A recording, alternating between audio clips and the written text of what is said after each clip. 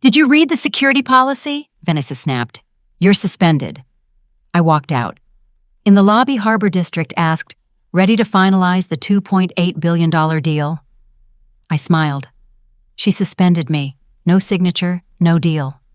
He turned to her with fury blazing in his eyes. That moment changed everything. 6 months of meticulous preparation destroyed by one woman's ambition. The merger that would transform Morrison Financial Group forever hung in the balance. Vanessa Hartwell thought she'd won. She had no idea what was coming next. Standing in that marble lobby, watching Harbor District's face transform from anticipation to disbelief, I felt my world collapse.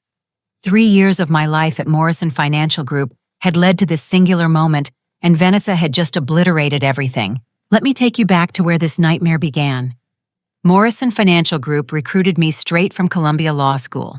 Tom Bradley, our CEO, personally offered me the position of senior legal counsel, specializing in merger acquisitions. The opportunity felt like a dream. Morrison's reputation for integrity and innovation in financial services made them the perfect place to build my career.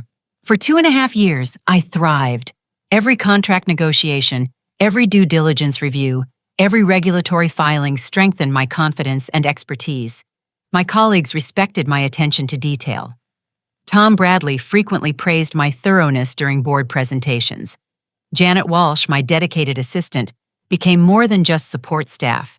She understood my work style perfectly and anticipated my needs before I voiced them. Then came the Silverstone Technologies opportunity, a cutting-edge fintech company with revolutionary payment processing technology.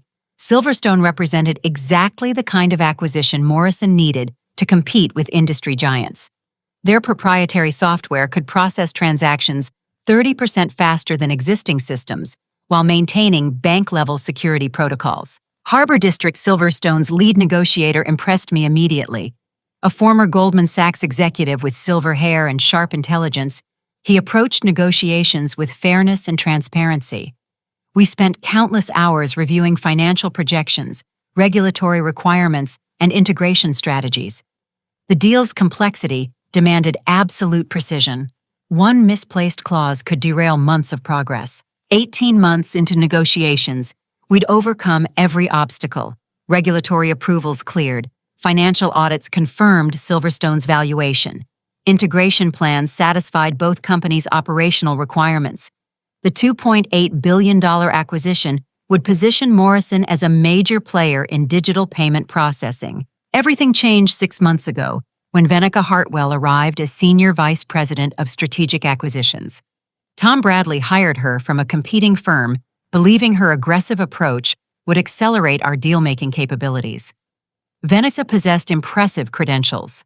Harvard MBA, 15 years at top-tier investment banks, a track record of successful negotiations. From day one, Vanessa questioned everything I'd accomplished on the Silverstone deal.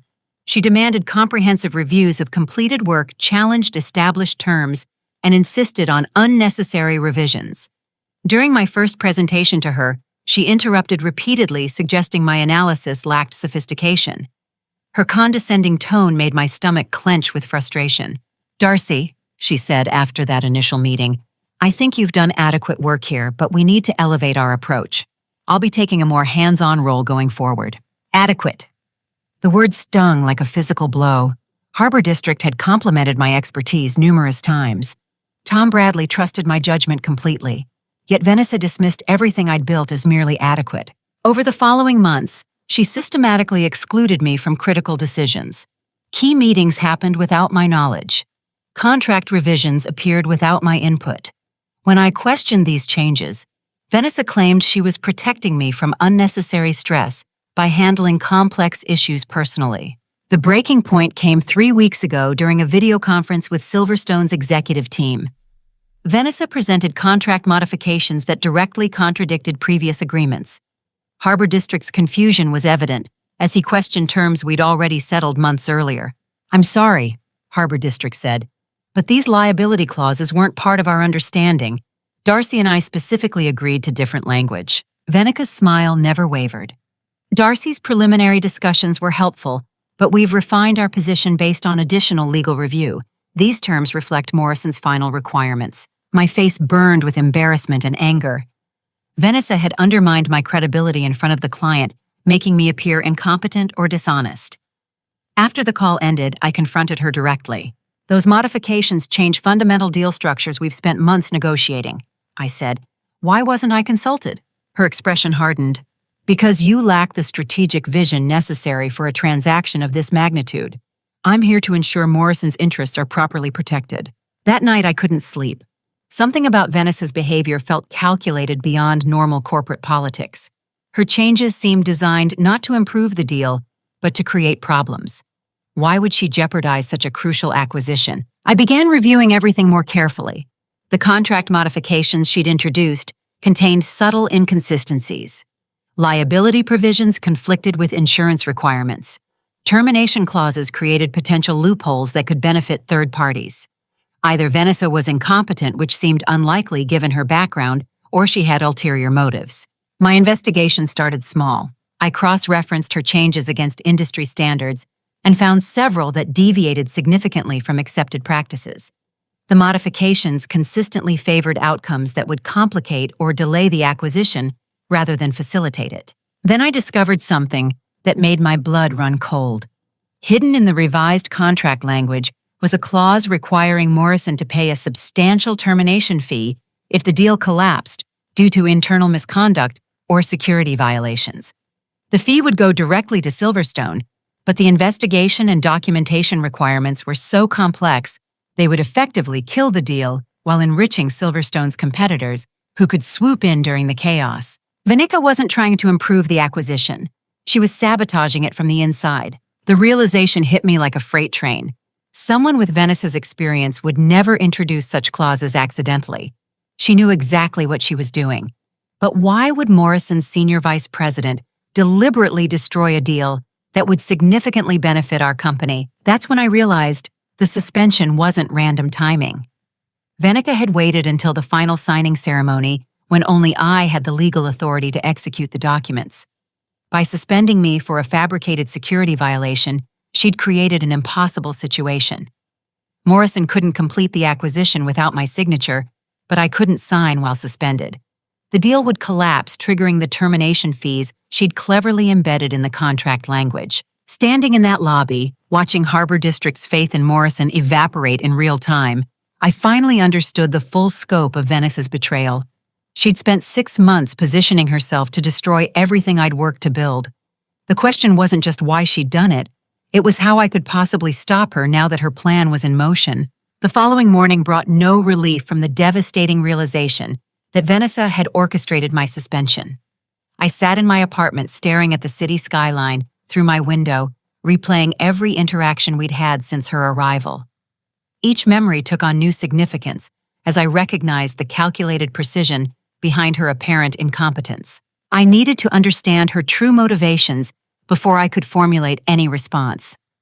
Corporate sabotage of this magnitude required powerful incentives. Vanessa wasn't acting on personal dislike or professional jealousy.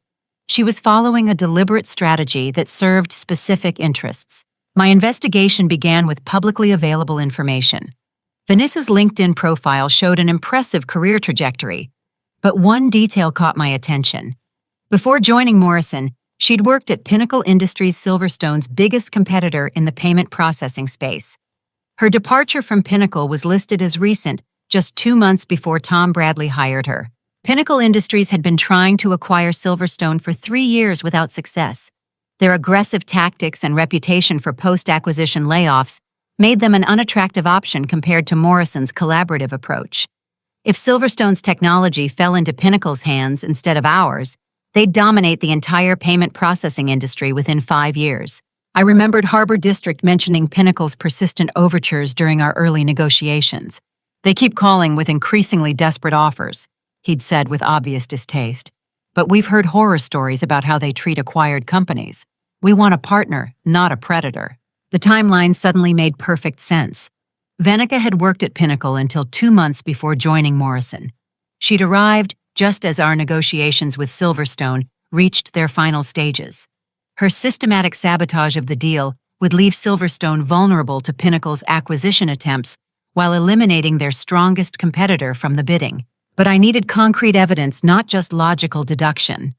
Fortunately, my 3 years at Morrison had taught me how to navigate corporate systems discreetly. Janet Walsh had shown me numerous shortcuts for accessing shared directories and archived communications. If Vanessa was coordinating with Pinnacle, she'd left digital traces somewhere. That evening, I returned to Morrison's offices using my still active security badge. The suspension hadn't revoked my building access yet, giving me a narrow window to investigate. The 32nd floor was empty, except for cleaning crews, who paid no attention to my presence. Venica's office remained locked, but the shared network drives were accessible from any workstation.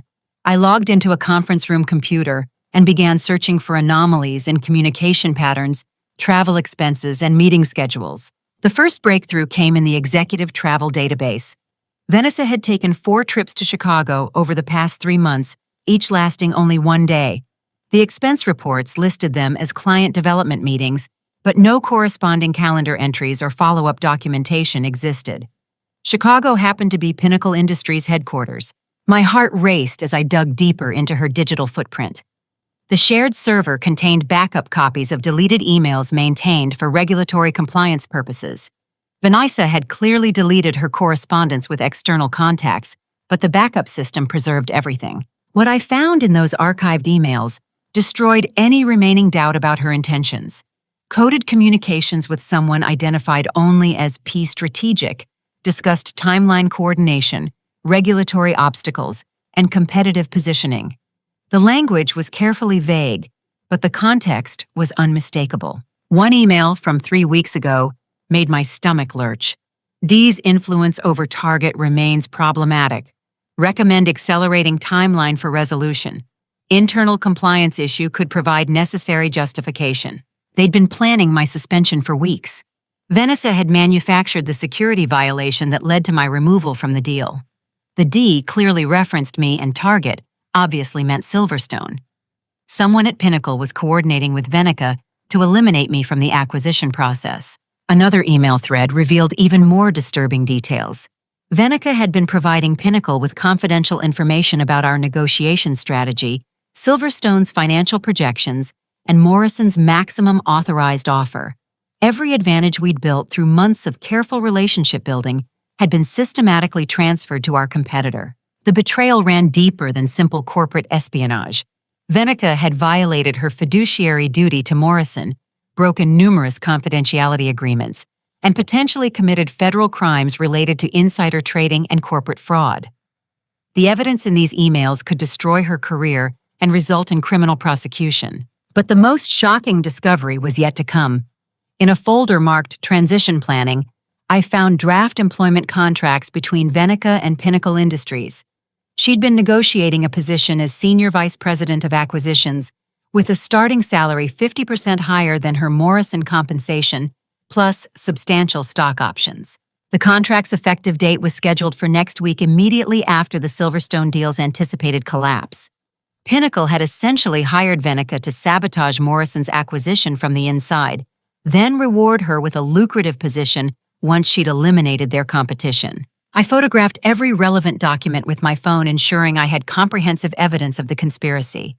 The emails, travel records, and employment contracts painted a complete picture of corporate betrayal that would be impossible to deny or explain away. As I prepared to leave, one final detail caught my attention. A calendar entry for tomorrow showed a meeting between Vanessa and someone listed as P Strategic at a downtown restaurant.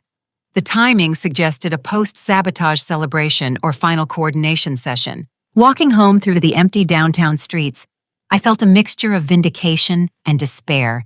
I'd confirmed my suspicions about Vanessa's motivations and gathered evidence of her criminal behavior. But I was still suspended from Morrison, legally prohibited from signing the Silverstone documents. All the evidence in the world wouldn't restore the acquisition if I couldn't find a way to reverse my suspension before the deal's deadline. Venica had played her hand brilliantly. By the time anyone investigated her conduct, the Silverstone acquisition would be dead, and she'd be safely employed at Pinnacle with her mission accomplished. Morrison would suffer massive financial losses, Silverstone would fall into Pinnacle's hands, and my career would be permanently damaged by association with the failed deal. I had less than 48 hours to find a solution that could overcome Vanessa's apparent victory. The evidence I'd gathered was powerful, but it might not be enough to save everything I'd worked so hard to build. I woke up the next morning with renewed determination, clutching my phone, containing photographic evidence of Vanessa's betrayal. The proof was overwhelming. Her coordination with Pinnacle Industries, the planned career transition, the systematic sabotage of Morrison's interests. Surely Tom Bradley and the board would reverse my suspension immediately once they saw what she'd done. My confidence lasted exactly 37 minutes. At 8:15 a.m., my apartment doorbell rang. Through the peephole, I saw two people in dark suits standing in my hallway. My stomach dropped as I recognized the distinctive bearing of federal investigators. Darcy Thompson. The woman flashed her credentials. Agent Sarah Martinez, FBI Financial Crimes Division. We need to discuss some serious allegations that have been brought to our attention. My hands trembled as I opened the door. Behind Agent Martinez stood a tall man who introduced himself as Agent Robert Chen from the Securities and Exchange Commission. They entered my living space with the methodical precision of people accustomed to investigating white-collar criminals. We've received reports of potential insider trading and corporate espionage related to the Morrison-Silverstone acquisition. Agent Martinez began. Your name has been mentioned in connection with unauthorized access to confidential documents and potential coordination with competing firms. The world tilted sideways. Someone had reported me to federal authorities for the exact crimes Venica had committed. The timing couldn't be coincidental. She'd somehow learned about my investigation and preemptively accused me of her own misconduct.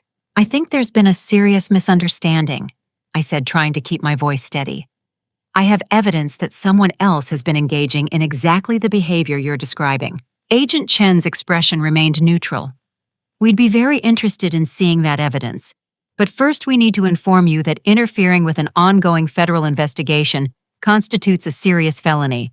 Any attempt to destroy or alter documentation could result in additional charges. They showed me a search warrant for my electronic devices and financial records. The scope was comprehensive, covering every aspect of my professional and personal life. While they examined my laptop and phone, I realized the devastating brilliance of Venica's strategy. She'd reported my after-hours building access and document photography as evidence of espionage. My communications with Harbor District appeared suspicious when viewed through the lens of potential insider trading.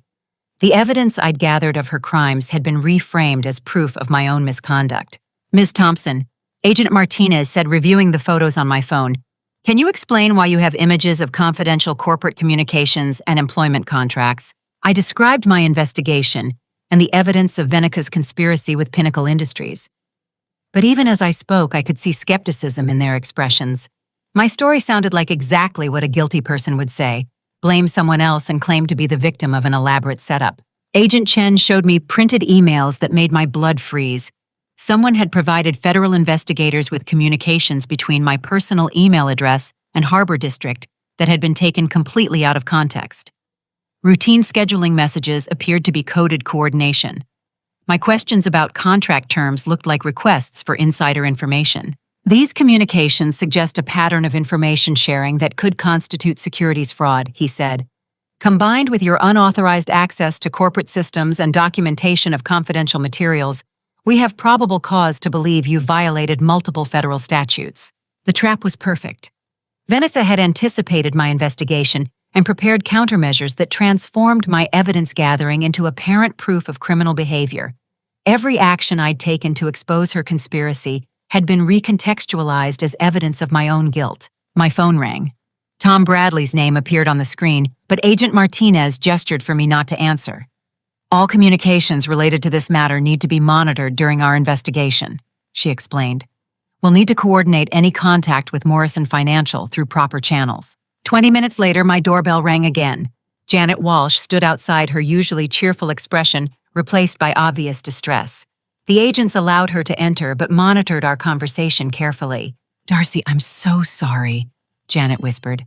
"Vanessa called an emergency board meeting this morning. She presented evidence that you've been leaking confidential information to competitors. Tom Bradley is furious. They're talking about criminal prosecution and civil lawsuits." My heart sank as Janet described the board meeting. Vanessa had presented a carefully crafted narrative that portrayed me as a corporate spy who'd been feeding information to multiple firms while pretending to negotiate exclusively with Silverstone. My suspension for security violations now appeared to be protective action that prevented even greater damage to Morrison's interests. The board voted unanimously to terminate your employment immediately, Janet continued. They're freezing your accounts, revoking all access, and considering legal action to recover damages. Vanessa convinced them that the Silverstone deal failed because you'd compromised their negotiating position by sharing confidential details with competitors. Agent Chen looked up from my laptop. Ms. Thompson, we're going to need you to come with us for formal questioning. You have the right to legal representation, and I strongly advise you to exercise that right. As I gathered my belongings, the full scope of my situation became clear. Venica hadn't just sabotaged the Silverstone acquisition. She'd framed me for crimes that could result in decades in federal prison. My career was destroyed, my reputation ruined, and my freedom in jeopardy. The federal investigation would take months or years to resolve. Even if I eventually proved my innocence, the Silverstone deal would be long dead, Morrison's reputation would be permanently damaged, and Venica would be safely employed at Pinnacle with her mission accomplished. She'd played chess while I was playing checkers. Every move I'd made had been anticipated and countered. The evidence I thought would save me had been twisted into proof of my guilt. The truth seemed irrelevant when compared to her sophisticated campaign of deception. Sitting in the back of the federal agent's vehicle, watching my apartment building disappear behind us, I felt completely defeated. Vanessa had won decisively. She'd destroyed the acquisition, eliminated me as a threat, and positioned herself for promotion at Pinnacle, all while making herself appear to be the hero who'd exposed corporate espionage. I had no allies, no resources, and no apparent options for proving my innocence. The trap had sprung exactly as she'd planned, and I was powerless to escape. 6 hours of federal interrogation left me mentally and emotionally drained. The agent's questions focused relentlessly on my communications with Harbor District, my access to confidential documents, and my financial records. Despite my repeated explanations about Vanessa's conspiracy, they seemed convinced I was attempting to deflect blame for my own criminal behavior. My court-appointed attorney, David Brennan, met me afterward at the federal building. A tired-looking man in his 50s with graying hair and wrinkled suits, he'd handled dozens of similar cases involving financial crimes. His expression suggested he'd heard countless variations of my story from guilty defendants claiming innocence. Ms. Thompson, he said as we sat in a sterile conference room, the evidence against you is substantial. The government has documented unauthorized access to corporate systems, possession of confidential materials, and communications that could be interpreted as coordination with external parties. My advice is to consider a plea agreement that minimizes your prison exposure. The casual mention of prison time made my stomach clench with fear. Mr. Brennan, I didn't commit any crimes. Everything I did was to expose actual corporate espionage by Vanessa Hartwell. The evidence on my phone proves she's been coordinating with Pinnacle Industries to sabotage Morrison's acquisition of Silverstone. He nodded wearily. I understand your position, but proving a conspiracy defense requires more than circumstantial evidence. The government's case focuses on your actions, not theoretical crimes by other parties. We need to concentrate on achievable outcomes rather than complex theories about corporate sabotage.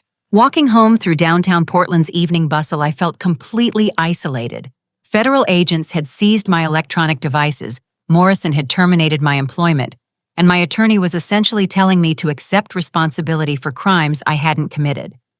Venica's victory seemed absolute and irreversible. My apartment felt foreign and unwelcoming without my laptop and phone. The silence was oppressive, broken only by occasional traffic noise from the street below. I made tea and sat at my small dining table, trying to process the catastrophic destruction of my life over the past 48 hours. That's when I remembered the employment contract documents still scattered on my coffee table. In my rush to leave with federal agents that morning, I'd forgotten about the paperwork I'd been reviewing the night before my suspension. Morrison's employee handbook benefits documentation, and my original hiring agreements lay exactly where I'd left them. Something David Brennan had said nagged at my consciousness. He'd mentioned that proving my innocence required more than circumstantial evidence. I needed documentation that could clearly establish Vanessa's misconduct while simultaneously explaining my own actions. The photos on my confiscated phone showed her conspiracy with Pinnacle, but federal agents could argue I'd fabricated or manipulated those images. I began reviewing my employment contract more carefully than I had since signing it 3 years ago. Morrison's legal department had included numerous standard clauses covering confidentiality, intellectual property, and dispute resolution. Most were boilerplate language found in corporate contracts throughout the financial services industry. But buried on page 47 of the comprehensive agreement was a section titled Emergency Legal Authority During Executive Transitions. The language was dense and technical, clearly written by lawyers for lawyers, rather than ordinary employees. I'd never paid attention to it before because it seemed irrelevant to my day-to-day responsibilities. Reading it carefully for the first time, I discovered something extraordinary. The clause established procedures for maintaining legal continuity during periods when corporate leadership changes might compromise ongoing negotiations or regulatory compliance. It had been added after a scandal in Morrison's history when a departing executive had deliberately sabotaged major deals to benefit his new employer. According to the provision, any employee with signature authority on critical transactions could invoke emergency legal protection if they could demonstrate that their suspension or termination resulted from misconduct by superior officers. The protection would restore their authority to complete pending transactions, while an independent investigation resolved the underlying disputes. My hands shook as I read the specific requirements. The suspended employee had to provide documented evidence of misconduct by the officer responsible for their suspension.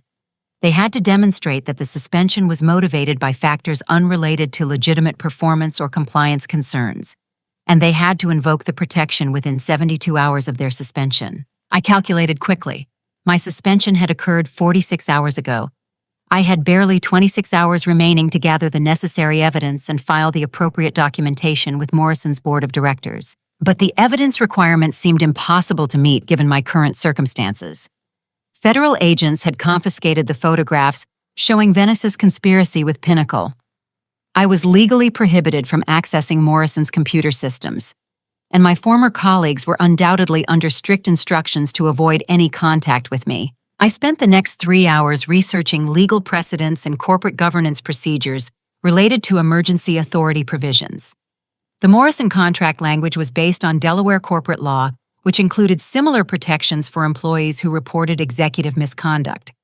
Several court cases had established that employees couldn't be punished for exposing criminal behavior by their superiors, even if their investigations involved accessing confidential materials. The key was proving that my document gathering constituted legitimate whistleblowing rather than corporate espionage. If I could demonstrate that Venica's suspension order was motivated by her desire to conceal criminal behavior rather than legitimate security concerns, the emergency authority clause would protect me from retaliation and restore my ability to complete the Silverstone acquisition. At 11 p.m., I called the emergency contact number listed in my employment contract. An answering service connected me to Henry Blackwood Morrison's former general counsel, who'd retired 2 years ago but retained authority to handle emergency legal matters on behalf of the board. Ms. Thompson. His gravelly voice carried obvious surprise. I heard about your unfortunate situation.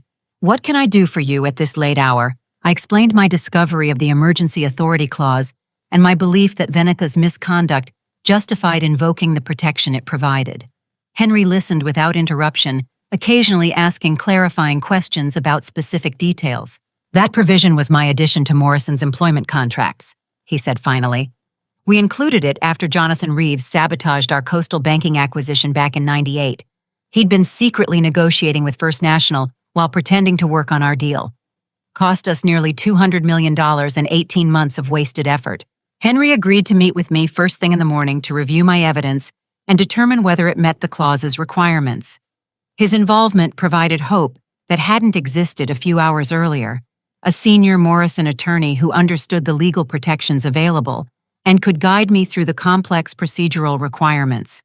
Darcy, he said before ending our call, if what you're telling me is accurate, Vanessa has made a serious mistake. The emergency authority provision was specifically designed to prevent exactly the kind of sabotage you're describing. But you'll need ironclad evidence and perfect procedural compliance. We'll have one chance to get this right. For the first time since my suspension, I felt a glimmer of hope. The emergency authority clause represented a potential path to vindication that Vanessa couldn't have anticipated. If I could meet its requirements within the remaining 24 hours, I might be able to reverse everything she'd accomplished and save the Silverstone acquisition. But success would require gathering new evidence while avoiding federal surveillance, convincing Morrison's board that I was a whistleblower rather than a criminal, and executing complex legal procedures under enormous time pressure. The margin for error was non-existent, and failure would result in federal prosecution and permanent career destruction. I had one day to pull off what seemed like an impossible legal miracle. I met Henry Blackwood at 6 a.m. in a small coffee shop 3 blocks from Morrison's headquarters. The 72-year-old lawyer moved with surprising energy despite his age, carrying a leather briefcase that looked older than my entire career. His sharp blue eyes evaluated me carefully as I explained the evidence I'd discovered and my theory about Venica's conspiracy with Pinnacle Industries. The Emergency Authority Clause requires 3 specific elements, he explained, pulling out a thick folder of legal documents. First, documented evidence of misconduct by the supervising officer. Second, proof that your suspension was motivated by improper factors rather than legitimate performance concerns. Third, demonstration that invoking emergency authority serves Morrison's interests rather than your personal agenda. He spread photocopied court cases across the small table, showing precedents where similar provisions had been successfully invoked. The legal standards were demanding but achievable with sufficient evidence. The challenge was gathering that evidence while federal agents monitored my activities, and Morrison's leadership considered me a security threat. Your photographs of Venica's communications with Pinnacle would satisfy the first requirement, Henry continued, but federal custody complicates their admissibility. We need independent verification of those communications through Morrison's own systems. I explained that my building access had been revoked and that approaching former colleagues could be interpreted as witness tampering.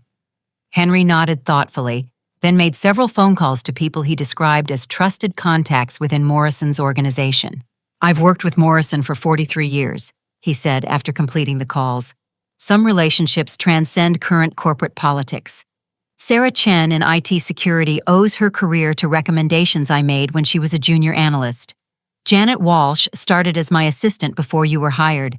They understand the difference between corporate loyalty and personal integrity. Within an hour, Sarah Chen arrived at the coffee shop. A petite woman with intelligent brown eyes and prematurely gray hair, she looked nervous but determined. Henry had apparently convinced her that helping me served Morrison's genuine interests rather than my personal agenda. I can access Vanessa's communication logs and travel records without triggering security alerts, Sarah said quietly. But if federal agents discover my involvement, I'll face the same charges you're dealing with. I need assurance that this evidence will be used properly. Henry provided the legal framework that protected Sarah's actions as part of an internal corporate investigation authorized by the Emergency Authority Clause. As long as she documented her activities and limited her access to information relevant to potential executive misconduct, her assistance constituted legitimate corporate security work rather than unauthorized system infiltration. Sarah left to begin her investigation while Henry and I developed our legal strategy. The emergency authority provision required filing formal notification with Morrison's board of directors within 72 hours of suspension. The notification had to include detailed evidence of misconduct, specific allegations against the supervising officer, and a request for immediate reinstatement pending independent investigation. At 10 a.m., Sarah returned with printouts that made my heart race. Venica's corporate credit card records showed charges at Chicago restaurants near Pinnacle's headquarters during each of her supposed client development trips. Hotel bills confirmed her presence in Chicago on dates when Morrison's calendar showed her attending internal meetings. The pattern clearly established deceptive travel reporting. More damaging were communication logs showing encrypted message exchanges between Venica's corporate phone and external numbers registered to Pinnacle Industries employees. The timing aligned perfectly with major developments in the Silverstone negotiations, suggesting real-time coordination between supposed competitors. This is enough to prove deceptive conduct, Henry said, reviewing the documentation. But we need evidence of actual harm to Morrison's interests. The Emergency Authority Clause requires showing that the misconduct endangered ongoing business operations. Sarah produced financial analysis that made the scope of Vanessa's betrayal crystal clear. Her contract modifications had introduced termination penalties that would cost Morrison $47 million, if the Silverstone deal collapsed due to internal security violations.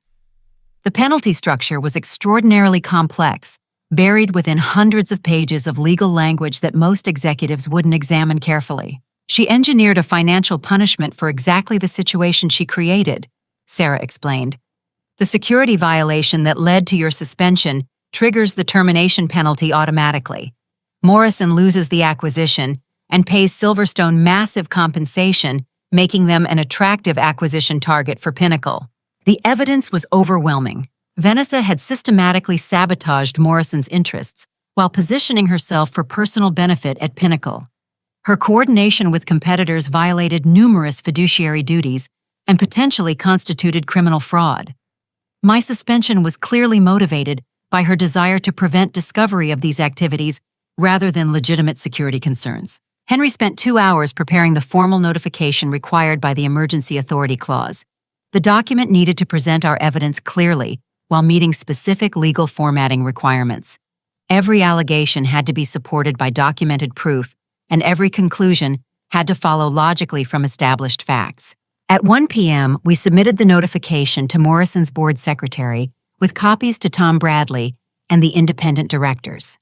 The Emergency Authority Clause required board consideration within 12 hours of proper filing, meaning they had until 1 a.m. the following morning to respond. But Vanessa wasn't finished fighting. At 3 p.m., Janet Walsh called Henry's office with urgent news. Venica had scheduled an emergency board meeting for 5 p.m., claiming to have discovered additional evidence of my criminal conspiracy with multiple competitors. She was pushing for immediate legal action to prevent further corporate damage. "She's trying to preempt your emergency authority filing," Henry explained. "If the board votes to pursue criminal charges before they consider your evidence, it becomes much harder to establish that your suspension was improperly motivated." We needed to present our case before Vanessa could complete her counterattack. Henry invoked an obscure procedural rule that allowed emergency authority petitioners to address the board directly if their safety or legal standing was immediately threatened. It was a rarely used provision, but our circumstances clearly qualified. At 4:30 p.m., we arrived at Morrison's headquarters. Building security had been alerted to my presence and grudgingly allowed entry under Henry's authority as former general counsel. The board meeting was already in progress in the 35th floor conference room, with Vanessa presenting her version of events to the assembled directors. Walking into that room felt like entering a courtroom where I was both defendant and prosecutor. Tom Bradley's expression showed disappointment and anger that I interpreted as directed toward me. The board members looked uncomfortable, clearly wishing they were anywhere else, rather than dealing with criminal allegations against a trusted employee. Venica stood at the presentation screen pointing to charts and documents that portrayed me as a sophisticated corporate spy who'd infiltrated Morrison to serve competing interests. Her narrative was compelling and well-organized, supported by the same evidence federal agents had found persuasive. "Directors," Henry announced formally, "we invoke emergency authority provisions pursuant to Section 47 of Morrison's employment contracts. Ms. Thompson has discovered evidence of executive misconduct that requires immediate board consideration." The room fell silent. Vanessa's face went pale as she realized her preemptive strike had failed. Tom Bradley looked confused, clearly unfamiliar with the emergency authority procedures Henry had implemented decades earlier. We had 20 minutes to present evidence that would either vindicate me completely or confirm my guilt beyond any doubt. Everything I'd worked for, everything I'd built during my 3 years at Morrison, would be decided by the next few minutes of testimony. The battle for truth was about to begin. "Directors," I began, my voice steadier than I felt, "I stand before you not as a criminal, but as an employee who discovered that your senior vice president has been systematically betraying Morrison's interests to benefit our competitor Pinnacle Industries." The boardroom atmosphere was electric with tension. Venica stood frozen at the presentation screen, her carefully prepared narrative interrupted by Henry's invocation of the emergency authority provision. Tom Bradley leaned forward in his chair, clearly struggling to process this dramatic turn of events. Henry efficiently distributed copies of our evidence package to each board member while I continued speaking. 3 days ago, I was suspended for allegedly violating security policies. Today, I can prove that suspension was orchestrated to prevent me from exposing a conspiracy that would have cost Morrison the Silverstone acquisition and $47 million in termination penalties. Kyle Morrison, the founder's son and current board chairman, examined the financial documents Sarah had compiled. His expression grew increasingly grim as he absorbed the implications of Vanessa's contract modifications. The termination penalty structure was particularly damning. No competent lawyer would accidentally create such punitive terms. These communication logs show repeated contact between Ms. Hartwell and Pinnacle Industries throughout our Silverstone negotiations. I explained, pointing to Sarah's analysis. The timing corresponds exactly with strategic developments in our acquisition discussions. She wasn't just sharing information. She was providing real-time intelligence to our primary competitor. Venica finally found her voice. This is a desperate attempt to deflect blame for documented espionage activities, she said, her tone sharp with indignation. Ms. Thompson has no credentials to interpret complex financial instruments or evaluate sophisticated acquisition strategies. She's manipulating normal business communications to support conspiracy theories that excuse her own criminal behavior. Tom Bradley studied the travel records showing Venica's trips to Chicago. Venica, can you explain these expense reports?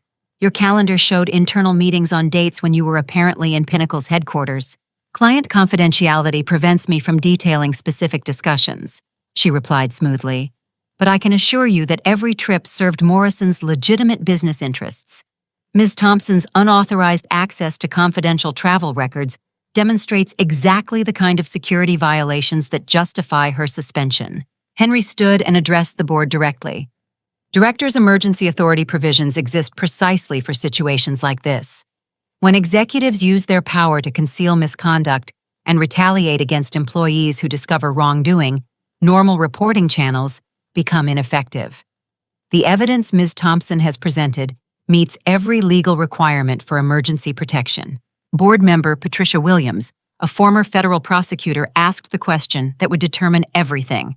Mr. Blackwood, what specific relief does emergency authority provide in this situation? Emergency reinstatement with full signature authority pending independent investigation, Henry replied. Ms. Thompson would regain her position as senior legal counsel and could immediately complete the Silverstone acquisition. Simultaneously, the board would appoint external counsel to investigate Ms. Hartwell's conduct through proper channels. The room erupted with competing voices as board members discussed the proposal's implications. Vanessa stepped forward, her composure finally cracking under pressure. You cannot seriously consider reinstating an employee under federal criminal investigation, she said, her voice rising with desperation. The FBI and SEC have documented evidence of securities fraud and corporate espionage. Giving her signature authority would expose Morrison to massive criminal and civil liability. Kyle Morrison raised his hand for silence. As board chairman, his opinion carried enormous weight with other directors. Venica, the emergency authority provision, specifically addresses situations involving alleged misconduct by supervising officers. If there's even a possibility that your conduct triggered Ms. Thompson's investigation, we have a legal obligation to consider her evidence before making irreversible decisions. Tom Bradley looked directly at me. Darcy, I've known you for 3 years. Your work has always been exemplary, and Harbor District has consistently praised your professionalism. But these federal charges are extremely serious. Can you guarantee that emergency reinstatement won't expose Morrison to criminal prosecution? Mr. Bradley, I replied. The federal investigation began because someone reported my evidence gathering as potential espionage. If that evidence actually proves executive misconduct rather than employee wrongdoing, the investigation's underlying premise becomes invalid. Emergency authority provides legal protection for precisely this scenario. Henry added crucial context that shifted the room's dynamic. Directors, if Ms. Thompson's allegations prove accurate, Morrison faces far greater liability from the failed Silverstone acquisition than from temporary reinstatement. The termination penalties Ms. Hartwell negotiated would cost $47 million, plus the lost strategic value of Silverstone's technology. Federal investigations typically take months or years to resolve, but the Silverstone deadline expires tomorrow. Patricia Williams studied the contract language more carefully. These termination provisions are extraordinarily unusual, she observed. I've reviewed hundreds of acquisition agreements, and this penalty structure serves no legitimate purpose. It's almost designed to punish the acquiring company for internal problems. Vanessa's face flushed red with anger. Ms. Williams, with respect, your criminal law background doesn't qualify you to evaluate complex corporate transactions. These provisions protect Silverstone's interests during a period of potential instability at Morrison. They're standard risk mitigation clauses recommended by our legal consultants. Which legal consultants? Kyle Morrison asked sharply. Our records don't show any external counsel advising on these particular terms. The question hung in the air like an accusation. Vanessa's hesitation before answering told everyone in the room that she'd been caught in a lie. I consulted with former colleagues who specialize in acquisition risk management, she said finally. The advice was informal but professionally sound. Tom Bradley's expression hardened. Former colleagues at Pinnacle Industries, by any chance? The silence was deafening. Venica realized that her careful cover story was collapsing under scrutiny from experienced business leaders who understood exactly what they were seeing. Her conspiracy with Pinnacle was becoming undeniable. Directors, Henry said formally, I move for immediate implementation of emergency authority provisions. Ms. Thompson's evidence establishes probable misconduct by the supervising officer, improper motivation for her suspension, and urgent corporate interests requiring immediate action. Every legal requirement has been satisfied. Kyle Morrison called for a formal vote. All those in favor of emergency reinstatement for Ms. Thompson pending independent investigation of these allegations. 7 hands rose immediately. Tom Bradley and 2 other directors remained undecided, clearly troubled by the federal criminal investigation. But Patricia Williams's legal expertise proved decisive. The evidence strongly suggests that federal authorities were misled about the nature of Ms. Thompson's activities, she said. Emergency authority provides legal protection for whistleblowing activities that initially appear problematic. If we don't act now, Morrison loses both the acquisition and any chance to recover from Ms. Hartwell's apparent betrayal. Tom Bradley raised his hand, followed by the remaining directors. The vote was unanimous. Emergency authority, granted immediate reinstatement, approved, independent investigation authorized. Venica stared at the board in disbelief. You're making a catastrophic mistake, she said. When federal prosecutors discover that you've reinstated a suspected criminal, Morrison's reputation will be permanently destroyed. Kyle Morrison's response was swift and final. Ms. Hartwell, you are suspended immediately pending investigation of the serious allegations that have been presented today. Please surrender your corporate access credentials and leave the building. Security officers appeared at the boardroom door, summoned by Tom Bradley during the vote. Venica's expression shifted from disbelief to fury as she realized her position had completely reversed. In less than an hour, she'd gone from apparent victory to disgrace and suspension. As she gathered her belongings, Vanessa looked directly at me with undisguised hatred. This isn't over, she said quietly. You have no idea what you've unleashed. But I did know. I'd unleashed the truth, and truth was more powerful than even the most sophisticated conspiracy. The emergency authority provision had worked exactly as Henry intended when he drafted it decades earlier. Corporate wrongdoing couldn't hide behind executive privilege when employees had legal protection to expose misconduct. Tom Bradley stood and extended his hand. Darcy, I owe you an apology. I should have trusted my judgment about your character instead of accepting allegations at face value. Morrison is fortunate to have employees willing to fight for our integrity. The Silverstone acquisition could be completed. My career was saved.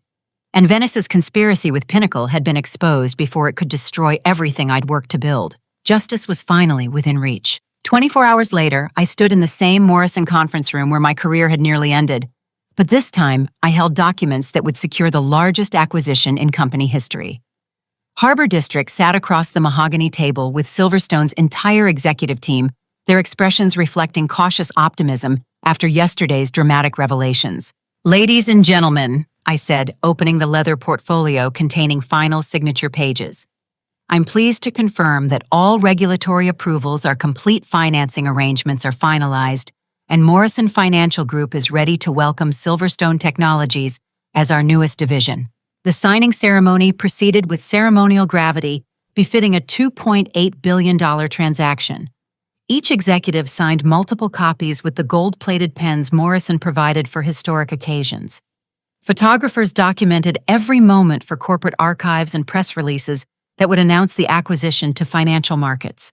Harbor District approached me as others celebrated with champagne and congratulations.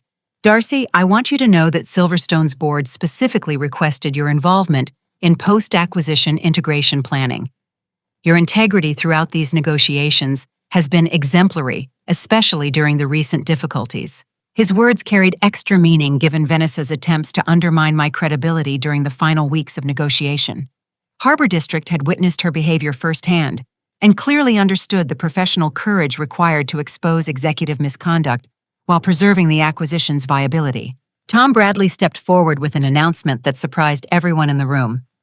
Effective immediately, I'm promoting Darcy Thompson to Senior Vice President of Strategic Acquisitions. Her dedication to Morrison's interests and her exceptional handling of complex legal challenges demonstrate exactly the leadership we need as we expand our acquisition activities.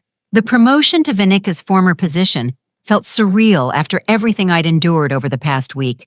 Federal charges had been dropped after investigators reviewed the evidence of Vanessa's conspiracy with Pinnacle Industries. Her criminal behavior provided complete justification for my investigation and document gathering, transforming apparent espionage into legitimate whistleblowing protected by federal law. Kyle Morrison pulled me aside after the formal ceremony concluded. Darcy, the board wants you to know that your actions saved Morrison from catastrophic financial losses and reputational damage. The termination penalties Vanessa negotiated would have cost us $47 million, plus the strategic value of losing Silverstone to Pinnacle.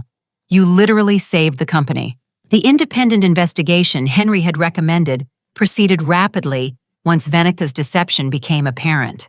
External counsel found evidence of systematic misconduct spanning her entire 6-month tenure at Morrison. Her coordination with Pinnacle violated multiple federal laws, her contract modifications served competitor interests, and her false accusations against me constituted criminal fraud. Janet Walsh returned to her role as my assistant, with obvious relief and excitement about new responsibilities accompanying my promotion. I never believed those accusations for a moment, she said while organizing files for upcoming acquisition projects. Your dedication to Morrison's success has been evident since day one. Venica's behavior never made sense until we understood her real motivations. Sarah Chen received recognition and a substantial promotion for her crucial role in exposing Venica's misconduct. Her technical expertise and moral courage provided the evidence foundation that made our emergency authority case irrefutable. Tom Bradley publicly commended her willingness to risk her career to protect Morrison's integrity. Henry Blackwood emerged from retirement to address Morrison's board about corporate governance improvements inspired by recent events. His emergency authority provision had worked perfectly, but he recommended additional protections for employees who report executive misconduct. No company is immune to infiltration by bad actors, he told directors. Our systems must ensure that good employees can expose wrongdoing without fear of retaliation. 2 weeks later, federal prosecutors announced criminal charges against Venica Hartwell for corporate espionage, securities fraud, and conspiracy to commit wire fraud. Pinnacle Industries faced regulatory investigation for their role in the conspiracy with potential penalties, including exclusion from future acquisition activities. Their stock price dropped 15% when news of the investigation became public. Harbor District invited me to address Silverstone's quarterly board meeting about integration progress and future acquisition opportunities. Morrison's commitment to ethical business practices makes you an ideal partner for companies that value integrity over short-term profits, he said. Your handling of the Venica situation demonstrates exactly the leadership approach we hope to find. The experience taught me profound lessons about corporate courage and personal integrity. Standing up to powerful people requires substantial risk, but allowing misconduct to continue creates far greater long-term damage. Truth eventually emerges, but only when good people choose to fight for it, despite potential consequences. My relationship with Tom Bradley evolved from employer-employee to trusted strategic advisor. He frequently seeks my input on major business decisions and refers to me as one of Morrison's most valuable executives. You proved that doing the right thing serves both personal integrity and corporate interests, he told me during a recent performance review. Morrison's acquisition pipeline has expanded significantly since the Silverstone success. My reputation for thorough due diligence and ethical negotiation attracts high-quality targets who want to work with trustworthy partners. We've completed 3 additional acquisitions, totaling over $1 billion in the past 6 months. The emergency authority provision Henry crafted decades ago has become a model for other companies seeking to protect whistleblowing employees. Several major corporations have implemented similar protections after learning about Morrison's experience with executive misconduct. Sometimes, single individuals can create systemic change that benefits entire industries. Reflecting on everything that happened, I realized that Vanessa's betrayal ultimately strengthened Morrison rather than destroying it. Her conspiracy exposed weaknesses in our governance systems while demonstrating the power of ethical leadership under pressure. We emerged from the crisis with better policies, stronger relationships, and enhanced reputation for integrity. Most importantly, I learned that truth is more powerful than deception when people have courage to fight for it. Venica's sophisticated conspiracy collapsed quickly once honest investigation began. Complex lies require enormous energy to maintain, while truth sustains itself through simple consistency. The Silverstone acquisition has exceeded every performance projection, validating our strategic vision and negotiation approach. Their technology integration proceeded flawlessly, their employees embraced Morrison's culture enthusiastically, and their financial contribution has been substantial. Harbor District frequently comments that the acquisition's success justifies every challenge we overcame during negotiations. Looking back, I'm grateful for the experience despite its difficulty. I discovered personal strength I didn't know I possessed, learned to navigate complex legal challenges under extreme pressure, and proved that integrity ultimately triumphs over corruption. Those lessons serve me daily as Morrison's senior vice president and will guide my leadership throughout my career. Justice isn't always swift, but it's often more complete than we expect. Venica's attempt to destroy my career ended up destroying her own while elevating mine. Her conspiracy to sabotage Morrison's interests ended up strengthening them permanently. Sometimes the universe has a perfect sense of irony. Have you ever faced a situation where standing up for what's right seemed impossible, but turned out to be the only path forward? I'd love to hear about times when your integrity was tested and how you found the courage to do the right thing despite the risks. Please share your thoughts in the comments below. Your experiences might inspire someone else who's facing their own moment of truth. If this story resonated with you, please give it a like and subscribe for more tales about finding strength in challenging situations. Don't forget to share this with anyone who might need encouragement to stand up for their principles. Sometimes we all need reminding that truth and integrity are more powerful than we realize. Thank you for joining me on this journey. And remember, when faced with impossible choices, sometimes the most difficult path leads to the most meaningful victories. Your courage matters more than you know.